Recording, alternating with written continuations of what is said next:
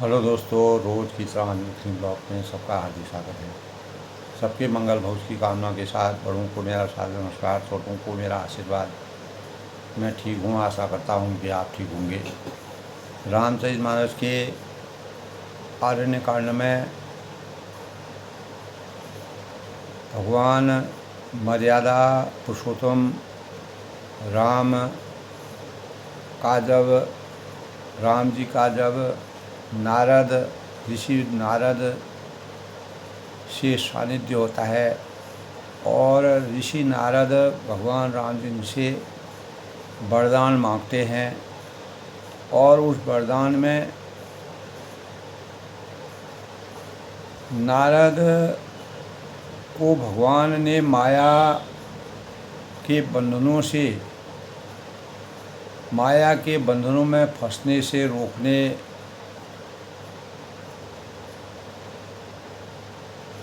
का जो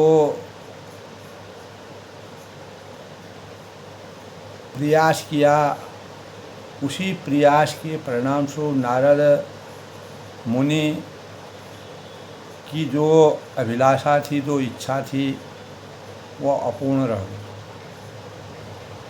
और जिसके परिणाम स्वरूप भगवान रामचंद्र जी नर लीलाओं को करने के लिए जब 14 वर्ष के वनवास के लिए वन में विचरण कर रहे थे, पंचवटी से आगे पंपा सरोवर के नज़दीक जब भगवान रामचंद्र जी पहुँचते हैं, तब नारद जी को पता चला कि भगवान राम यानी सीता का हरण हो चुका है। भगवान राम वन में तपस्वी बन कर के मुनियों के वेश में विरही के स्वरूप में विराजमान होकर के अपने भाई लक्ष्मण के साथ विचरण कर रहे हैं और अनेक प्रकार के माया के बंधनों में फंस कर के जीव हैं, जंतु हैं, नर हैं, नारी हैं, पशु हैं, पक्षी हैं और प्राकृतिक छटा है, उनमें माता सीता के स्वरूप का दर्शन होने का, उनके दर्शन पाने की अभिलाषा उनके अंतःकरण में जागृत होती है और भगवान राम की विरह व्यथा का जो प्रसंग तुलसीदास जी ने नर लीलाओं के स्वरूप में किया है, वह बड़ा ही अद्भुत है, अकल्पनीय है, अस्मरणीय है और मानव चेतना को जगाने के लिए मानव स्वरूप में कितने प्रकार के भाव अवतरित होते हैं, सम और विषम परिस्थितियों में कैसे अपने को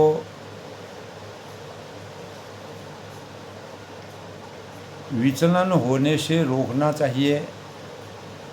अपना लोभ है, क्रोध है, मोह है, क्षोभ है, ये जो हमारे जीवन के शत्रु हैं, प्रबल शत्रुओं के समान इनकी समीक्षा तुलसीदास ने भगवान राम जी के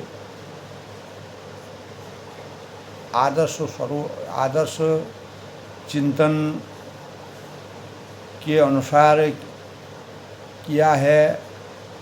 और उन्हीं भावों को भगवान राम नारद जी को समझाने का प्रयास करते हैं और इस भवबंधन के स्त्री को माया स्वरूप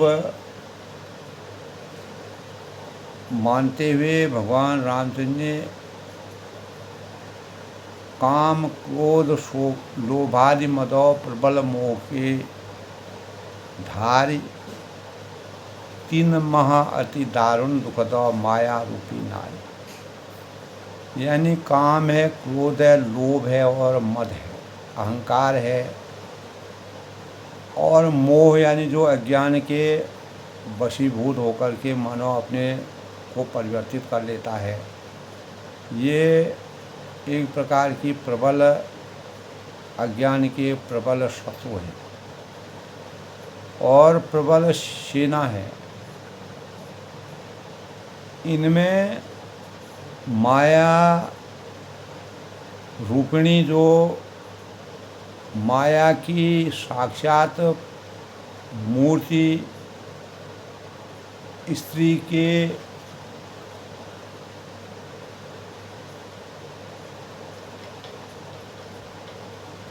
से अत्यंत दारुण दुख, स्त्री के समान अत्यंत दारुण दुख देने वाले ये हैं, यानी काम, क्रोध, लोभ और मद।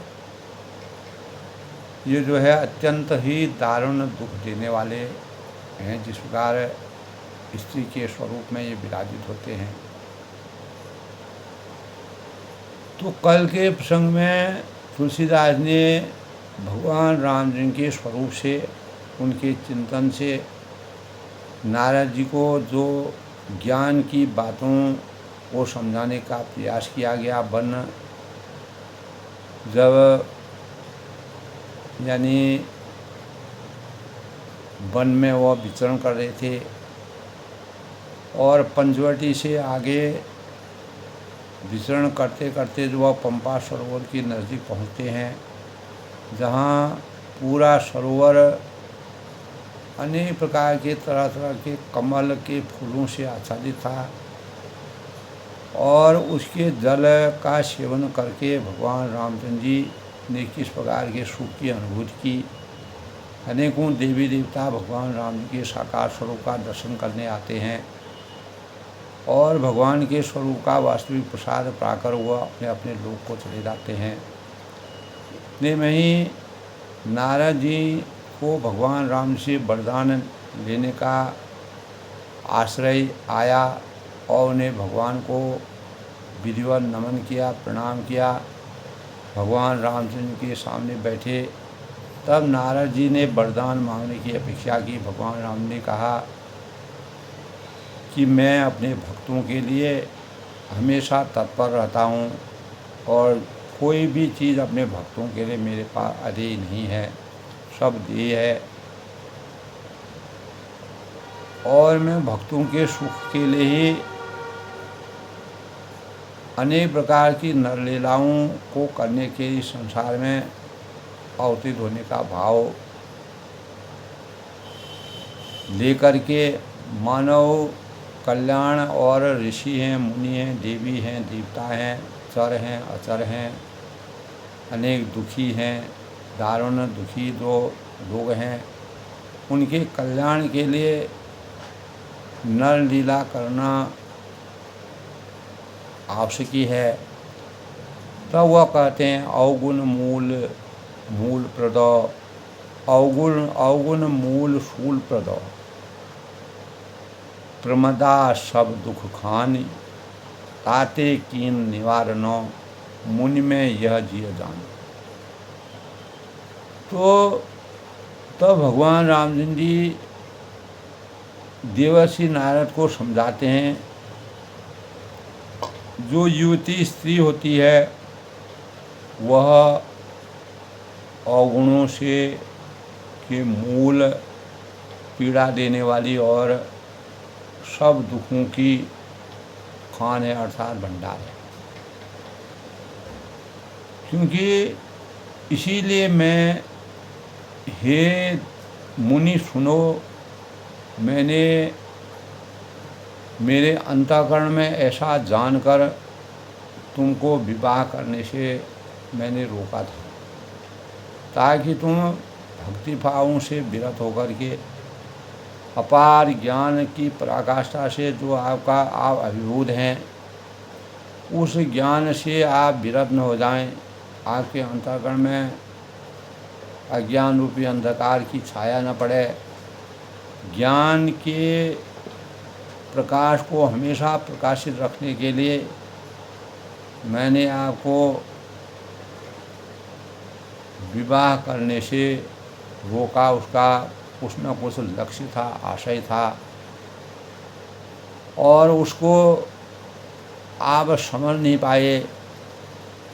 और जब भगवान रामचंद्र ने उनको अनेक प्रकार से शिक्षा दी तब नारद जी के अंतःकरण में परमात्मा के प्रति अथाह भक्ति भावना का श्री गणेश हुआ।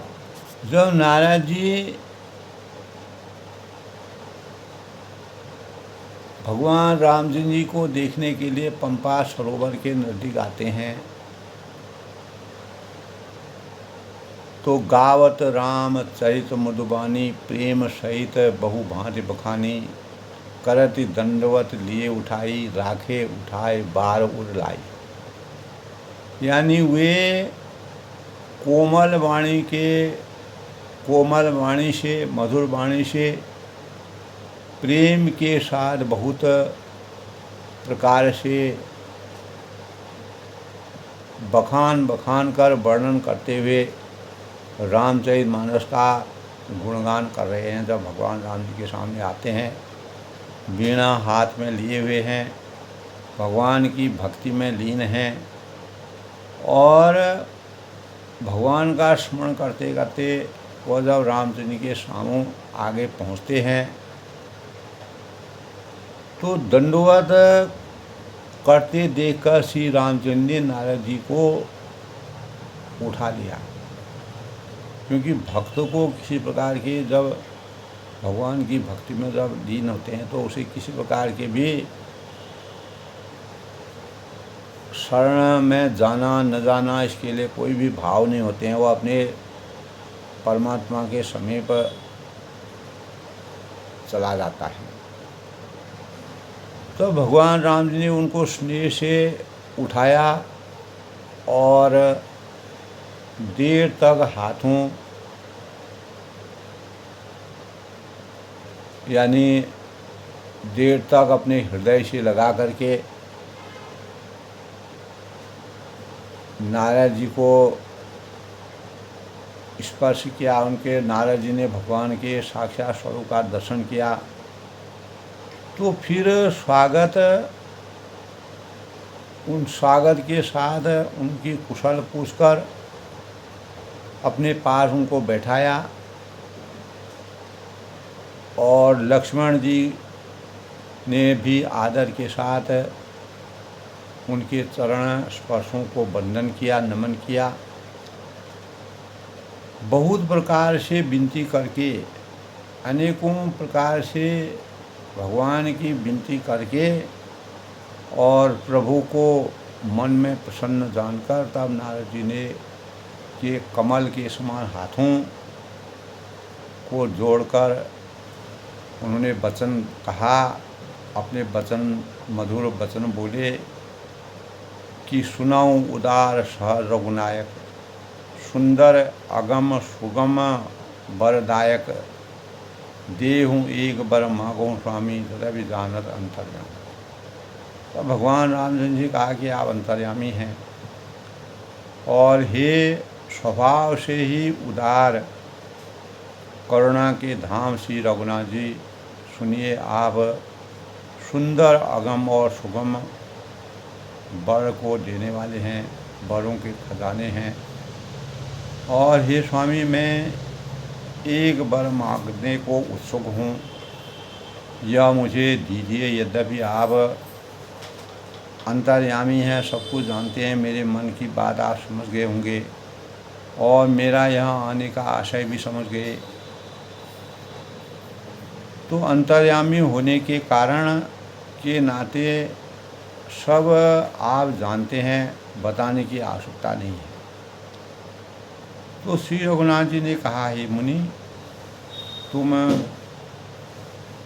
मेरा स्वभाव जानते हो और पूरे सृष्टि में मेरे स्वभाव का वर्णन है और क्या मैं अपने भक्तों से कभी कुछ छिपाने की कोशिश करता हूँ, यह जहाँ तक वो संभव नहीं है। मुझे ऐसी कौन सी वस्तु प्रिय लगती है जिसे मैं आपको न दूँ। तो हे मुनि श्रेष्ठ, तुम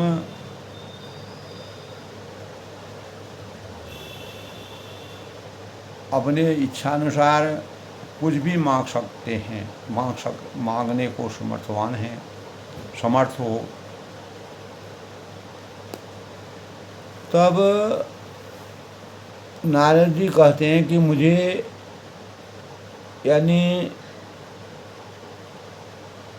भक्त के लिए कुछ भी, यानी भगवान राम जी ने नारद सिंह कहा कि भक्त के लिए मेरे पास कोई भी अति नहीं है, जो मेरे पास है वह सब देह है। ऐसा विश्वास भूल कर भी कभी अपने अंतःकरण में ऐसी बातों को मत लाना।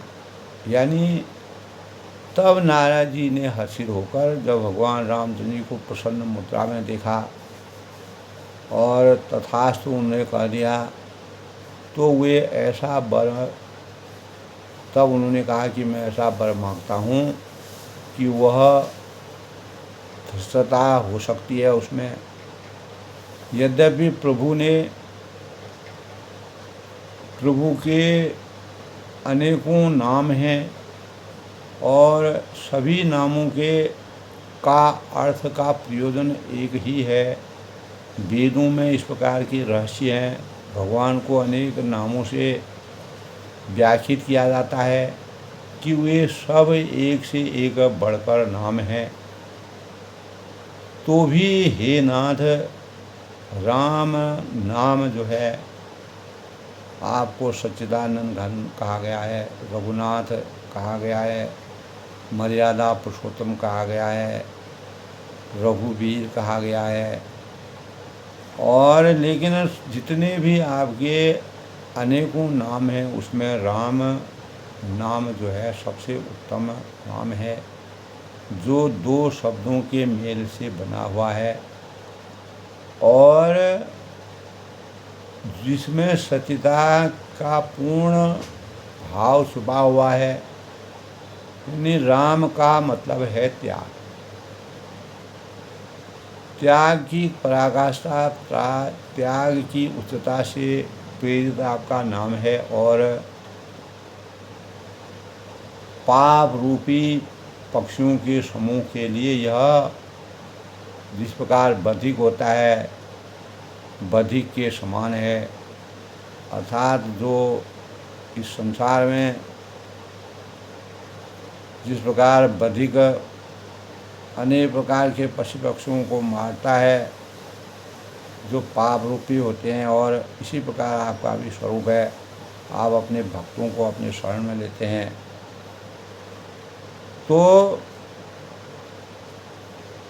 तब नारद जी कहते हैं कि आपकी भक्ति, तब भगवान रामचंद्र जी से नारद जी कहते हैं कि आपकी भक्ति पूर्णिमा की रात्रि के समान सर्व विद्यमान है, सर्वव्यापित है। उसमें राम नाम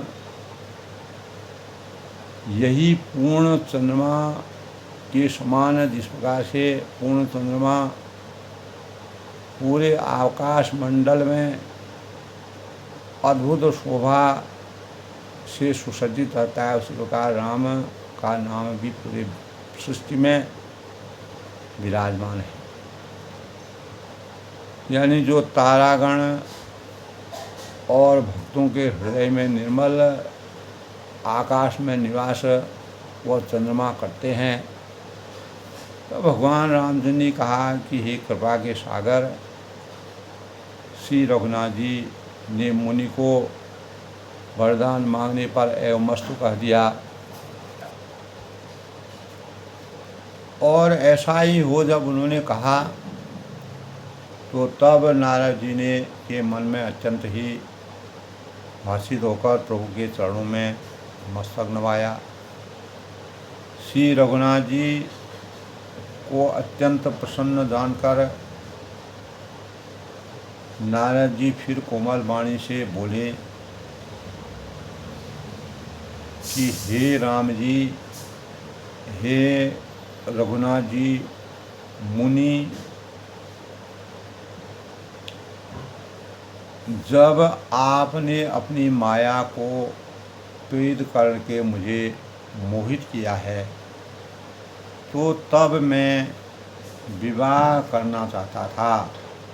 आपने अपनी माया में मुझे जकड़ लिया, क्योंकि मेरी अभिलाषा, मेरी जिज्ञासा थी कि मैं अपना विवाह करूं। तब हे प्रभु, आपने मुझे किस कारण से विवाह नहीं करने दिया? इसका क्या रहस्य है? प्रभु तब भगवान राम जी बोले कि मुनि सुनो, सुन मुनि तो ही कहूँ सहरोषा। ये मुनि सुनो, तुम्हें हर्ष के साथ कहता हूँ। भजई जे मोहि तज सकल भरोसा, कि जो समस्त आशा और भरोसा, अनेक आशाओं और भरोसों से अनेक भरोसा लेकर के पूर्ण निष्ठा के साथ को छोड़कर केवल मेरा ही भजन कीर्तन, मेरी भक्ति में लीन रहता है और मुझे हमेशा भजते रहते हैं। मैं सदा उनकी वैसी रखवाली करता हूँ, उनको गलत मार्ग में जाने से रोकता हूँ और उनकी रक्षा करता हूँ, उनको बचाने का प्रयास करता हूँ। जैसे माता एक छोटे से बालक की रक्षा करती है और अज्ञान बालक के अग्नि है, जल है, उसके समीप जाने से रोकती है माता, उसी प्रकार मैं भी अपने भक्तों को जहाँ उनके लिए सहज नहीं होता है वहाँ जाने से रोकने का प्रयास। तो यानी सयाना जब वही बालक बड़ा हो जाता है तो उस पुत्र पर माता प्रेम तो करती है, लेकिन पिछली बात उसके अंतःकरण में नहीं रहती।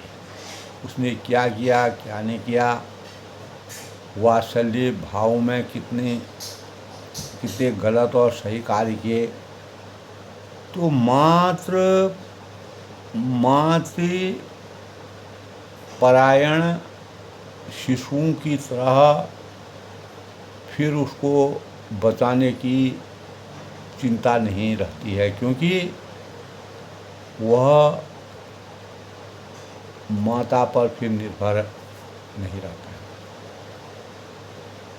तो एक समय आता है जब बच्चा यानी अपरिपक्व होता है तो उसको माता के शरण की आवश्यकता होती है। उसी प्रकार भक्त जब अपरिपक्व होता है, भक्ति में पूर्ण रूप से लीन नहीं होता है, तो उसमें जो स्वामी होते हैं, भगवान होते हैं, वह उनकी रक्षा करती है। तो ज्ञानी मेरे जो प्रौढ़ माया ने पुत्र के समान हैं और तुम्हारे जैसा अपने बल का मान न करने वाला सेवक मेरे शिशु पुत्र के समान है। अर्थात मेरे सेवक को केवल मेरा ही बल रहता है और उसे ज्ञानी को अपना बल होता है, पर लेकिन काम क्रोध रूपी जो शत्रु तो दोनों के लिए हैं। भक्त के शत्रु भक्त के शत्रुओं को मारने की जिम्मेदारी मुझ पर रहती है। इसीलिए सृष्टि का सृजन निरंतर चलता रहता है, क्योंकि वह मेरे परायण होकर, मेरे में लीन होकर, मेरे अधीन होकर मेरा ही बल मानता है, मेरे स्वरूप का मनन चिंतन करता है, परंतु अपने बल की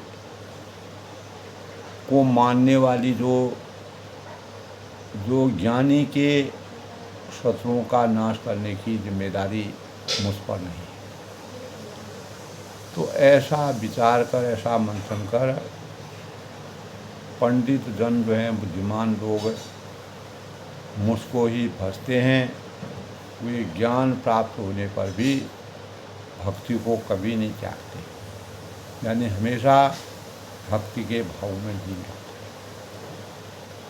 तभी कहा है काम क्रोध लोभ मदो प्रबल मोह के भार, तीन मह अति दारुण दुखदा माया रूपी। काम क्रोध लोभ और मद, अभिमान आदि यह जो है मोह अज्ञान की प्रबल सेना है, सेना के समान है। इनके माया रूपिणी जो माया की साक्षात मूर्ति भी तो अत्यंत दारुण दुख देने वाली है। तो हे मुनि सुनो, पुराणों में वेदों में संत कहते हैं, साधु और सन्यासी कहते हैं कि मोह रूपी वन को विकसित करने के लिए स्त्री बसंत के रूप में अवतीत होती है। जैसा बसंत ऋतु अवतीत होती है, अनेक प्रकार के नई आभासे पृथ्वी को आच्छादित करती है। तो जब है तब है, नियम है।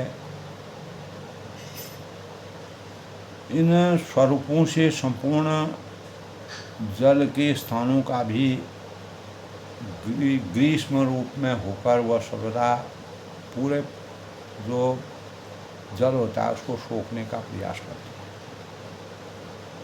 तो काम क्रोध मद और मत्सर जो है, ये डाह जो है, एक दूसरे से डाह करना, राग रखना आदि जो है, ये मेढक के समान हैं। क्योंकि मेढक जो है केवल वर्षा काल में ही अपने आधिपत्य रखता है, उसके बाद वह निस्सार हो जाता है, निस्तेज हो जाता है, वह क्षणिक होता है, उसका कोई आधिपत्य नहीं होता है।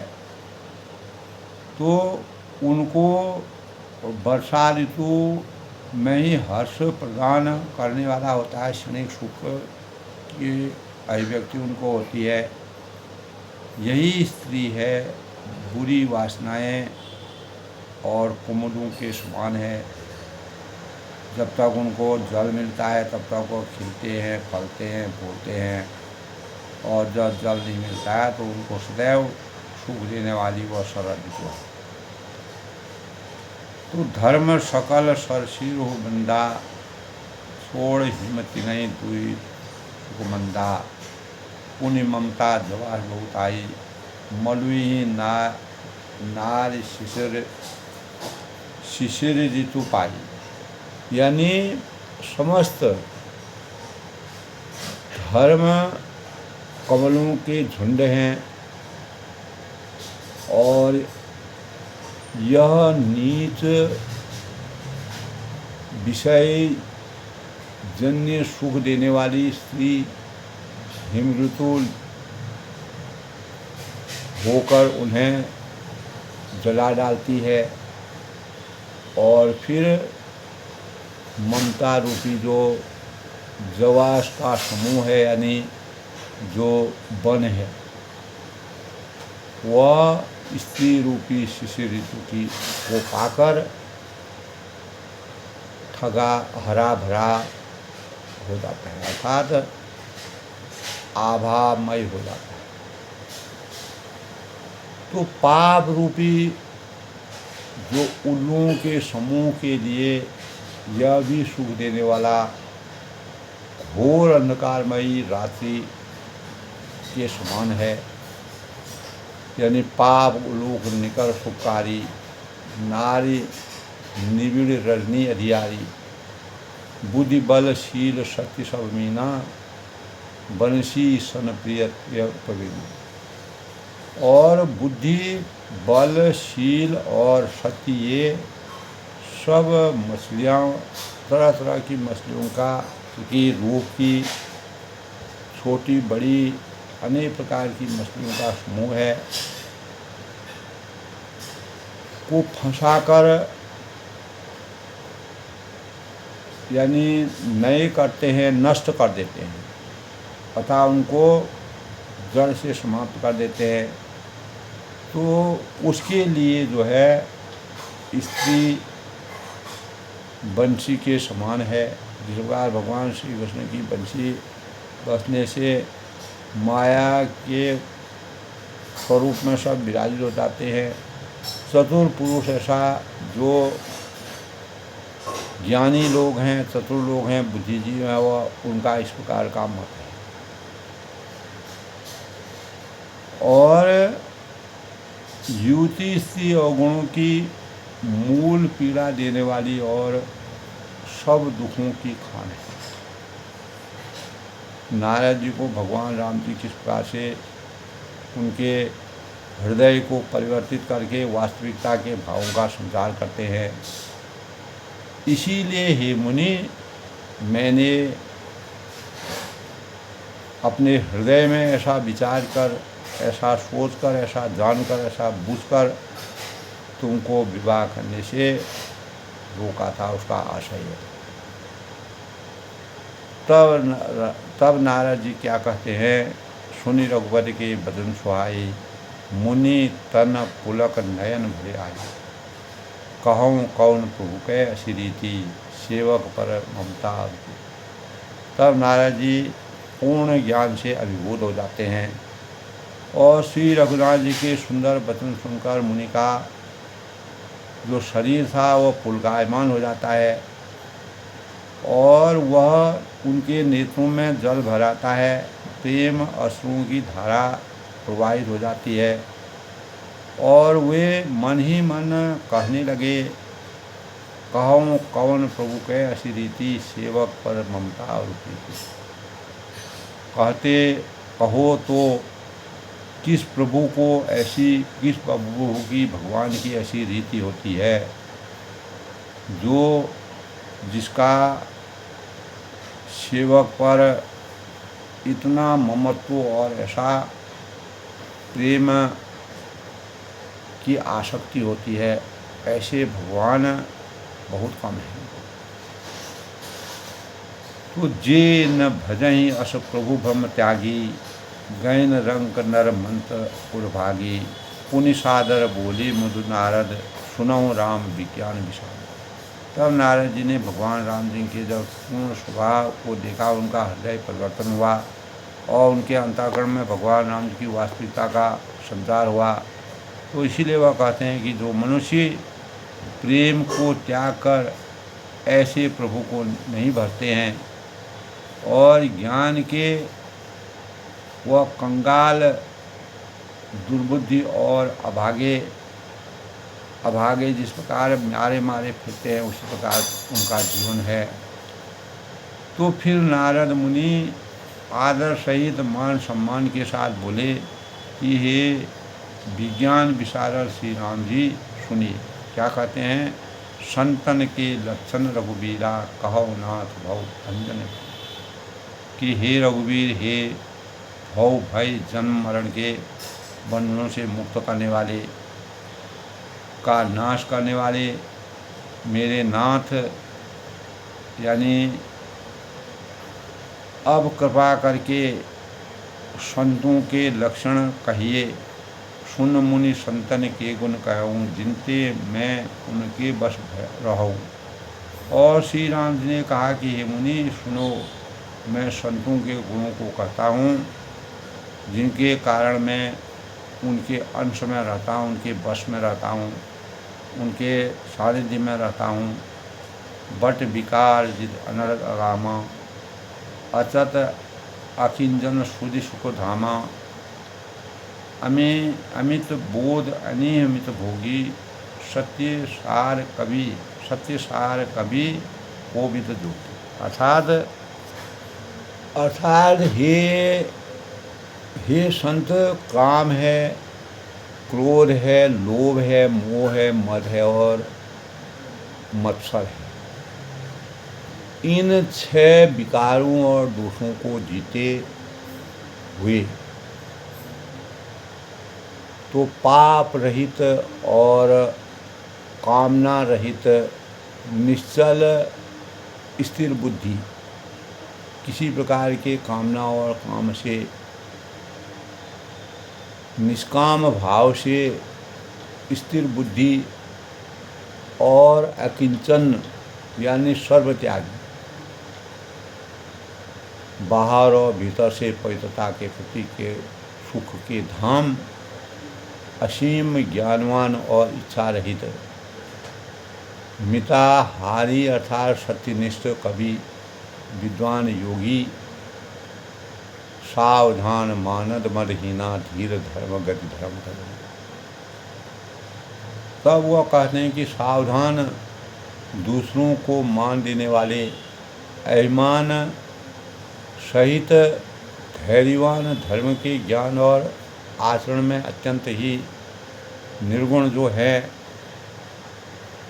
गुनाहगार, संसार दुख और रहित विगत संदेह, तज मम चरण सरोज प्रिय, तीन कहूँ देह नहीं।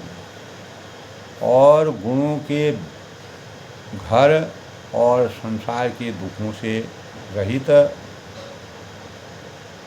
संदेहों से सर्वथा छूटे हुए होते हैं, किसी प्रकार का संदेह उनको नहीं होता है। और भगवान रामचंद्र जी कहते हैं कि मेरे चरण कमलों को छोड़कर उनको न देह ही प्रिय होती है और न घर ही प्रिय होता है। उनको अपने न शरीर की इच्छा होती है, न किसी प्रकार के मोह की इच्छा होती है। तो निज गुण सुमन सुनत सकुचाही, पर गुण सुनत अधिक सरसाही। सम शीतल नहीं त्यागें भी नीति, सरल स्वभाव सुभय संपीति। तो कानों से अपने गुण सुनने से जो संकोच करते हैं, अर्थात वह अपनी प्रशंसा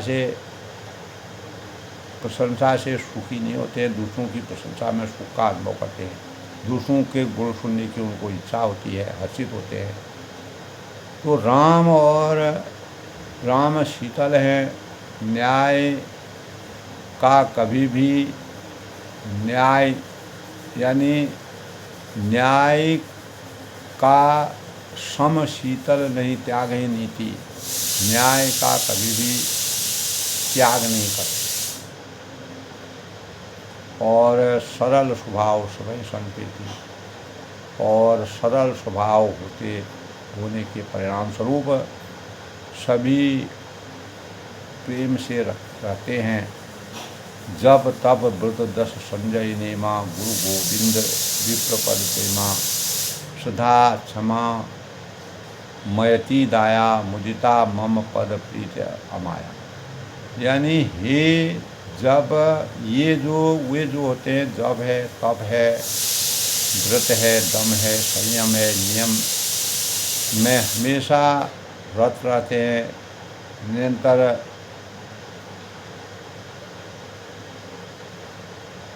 अपने शुभ कर्मों में संलग्न रहते हैं और गुरु गोविंद तथा ब्राह्मणों के चरणों में उनकी अपार प्रेम की आसक्ति होती है। सदा क्षमा गायत्री दाया, मुदिता मम पद प्रीत। और उनमें सदा क्षमा, मैत्री, दया और मुदिता यानी प्रसन्नता, और मेरे चरणों के निष्कपट, मेरे चरणों में बिना किसी कपट के यानी छल रहित होकर जिसका प्रेम व्याप्त रहता है। विरति विवेक विनय विज्ञाना, बोध व्यवहार वेद पुराना। दम्भ मान मद करहि न काहू, भूल न देहि कुमारग पाऊ। तो तथा वैराग्य, विवेक, विनय, विज्ञान, परमात्मा के तत्व का ज्ञान और वेद पुराणों का यथार्थ ज्ञान जिनको रहता है, दम्भ मान मद करहि न काहू। वे दंभ, अभिमान और मद कभी नहीं करते हैं। और भूल न देहि कुमार्ग पाओ, और भूल कर भी कुमार्ग को, गलत मार्ग का कभी पैर नहीं रखते हैं तथा सदमार्ग की तरफ बढ़ते हैं। उन पर प्रभु की कृपा होती है। गावें सुनहि सदा मम लीला, जो सदा मेरी लीलाओं का गुणगान करते हैं, भक्ति भाव में लीन रहते हैं, हेतु रहित पर हित पर अर्थशीला, और जो बिना ही कारण दूसरों के हित में लगे रहने वाले होते हैं। मुनि सुन साधन के गुण जेते, हे मुनि सुनो, संतों के जितने भी गुण हैं, जितने भी सद्गुण हैं, सद्विचार हैं, उनको कभी न सकें सारे सुध देते। सरस्वती और वेद भी उनके वास्तविक चरित्र का बखान करने में समर्थवान नहीं है, अर्थात वह इतने सच्चरित्र होते हैं। कही सक न सार गसेव नारद सुनत पद पंकज कही, अस दीन बंधु कपाल अपने भगत गुण निज मुख कहे। सिरुनाय बारहि बार चरण ही ब्रह्मपुर नारद गए, ते धन्य तुलसीदास आस बिहाय दे हरिपद।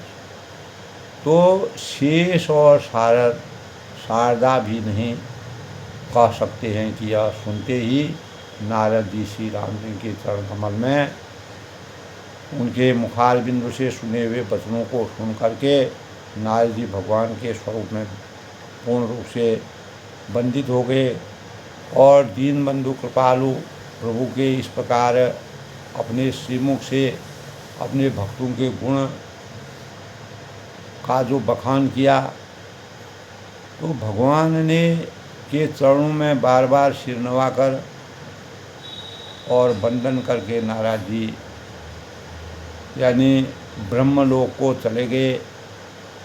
धर्म अर्थ काम मोक्ष की प्राप्ति के पश्चात तुलसीदास जी ने भगवान राम और नारद जी का इस प्रकार का जो प्रसंग है, पुष्प यानी तुलसीदास जी कहते हैं कि वे पुरुष धन्य हैं जो भगवान के ऐसे स्वरूप को स्वरूप को का दर्शन करते हैं, ध्यान करते हैं, मनन करते हैं, चिंतन करते हैं, भक्ति में लीन रहते हैं। जो आस बिहाय जी हरि संग रंग हरि रंग रहे, और सब आशाओं को छोड़कर, सब आसक्तियों को छोड़कर केवल श्री हरि के चरणों में जिनका अनुराग रहता है, जो हमेशा भगवान के चरणों में लीन रहते हैं, उनके जीवन को धन्य। तो राव रारि रसु पावनो गावें सुनै दे लोग, राम भगत दृढ़ पावनि बिनु विराग जग। यानी जो लोग इस संसार में, इस सांसारिक जीवन में, इस संसार महानाट्यशाला में जो लोग रावण के शत्रु और श्री राम जी के पवित्र यश का गुणगान करने वाले हैं और उसको सुनते हैं, मनन करते हैं, ध्यान करते हैं, तो वह वैराग्य जप और योग के बिना ही, ये सब कुछ न करने पर भी राम भगत दृढ़ पावे बिनु विराग जप। बिना जब योग और वैरागी के राम भगत दृढ़ पावे, वह भगवान की दृढ़ भक्ति का आस्वादन करते हैं, भगवान की भक्ति को प्राप्त करते हैं। दीप शिखा समझुबत कनो, मन जने होय पतंग, भजय राम तज काम मद, करें सदा सत्संग। तो तुलसीदास ने इस प्रकार का हृदयस्पर्शी वर्णन किया है। भगवान के दिव्य स्वरूप का दर्शन करने, जो भगवान के स्वरूप में इस प्रकार से भक्ति में लीन रहते हैं, यानी युवती स्त्रियों का शरीर दीपक की लौ के समान होता है, और हे मन तू उसका प्रतिमा न बन, उसकी प्रतिमा मत बन। ठोस और निरंतर चलने वाली काम और मद को छोड़कर, स्वस्थ वासनाओं और आसक्तियों को छोड़कर श्री राम जी का भजन कर और सदा सत्संग में विराजित हो, सत्संग का सानिध्य प्राप्त हो, सत्संग का अनुसरण करे।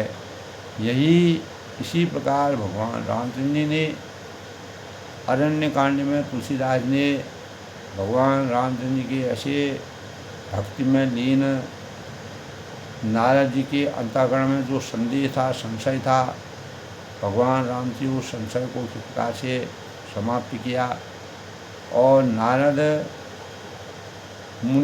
के हृदय में भगवान राम जी के प्रति जो अथाह प्रेम के भावों का, भक्ति के भावों का, ज्ञान के भावों का संचार हुआ।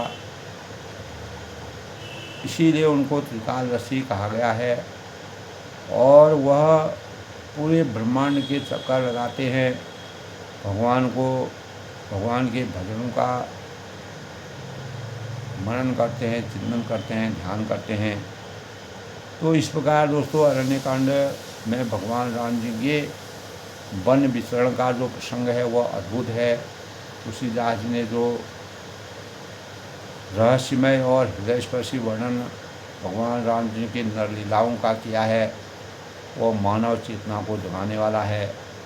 और इसी प्रकार हमारे अंतःकरण में भगवान राम को पुरुषोत्तम इसलिए कहा गया है कि वह हमेशा भक्तों के किस प्रकार से अपने आलिंगन में भक्तों को बांधते हैं और प्रेम और सदा विश्वास के भावों के साथ उनके जीवन को सही मार्ग का अनुसरण करवाते हैं। यही भाव तुलसीदास ने अरण्य कांड में प्रत्येक मानव को सीख देने का प्रयास किया है। आज के प्रसंग में दोस्तों अपनी वाणी को विराम देते हैं। कल फिर नए कांड में प्रवेश होगा। तब तक सबका अभिनंदन, सबके मंगल हो की कामना। सब लोग सुखी रहें, खुश रहें, प्रसन्न रहें। जय श्री राम के साथ इसी से।